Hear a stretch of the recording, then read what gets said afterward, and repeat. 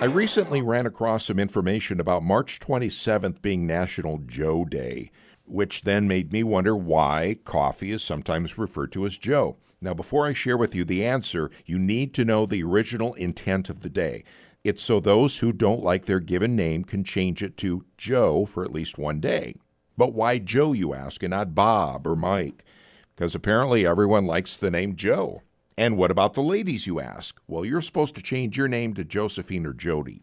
Why, I don't know, but the first thing I thought of when I saw it was Joe Day was coffee, which then led me to the question, why is a cup of coffee sometimes called a cup of Joe? Come to find out, it stems back to a former Secretary of the U.S. Navy, Joseph Daniels. As it turns out, the use of Joe as slang for coffee dates back to World War I.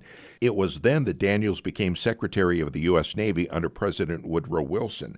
Daniels was a very strict and moral man, so while in charge, he increased the number of chaplains, discouraged prostitution, and banned the consumption of alcohol. As a result, the amount of coffee that was being purchased steadily increased, eventually being called, disparagingly, a cup of Joseph Daniels, soon to be shortened to a cup of Joe. So now you know, should it ever come up during the course of a conversation.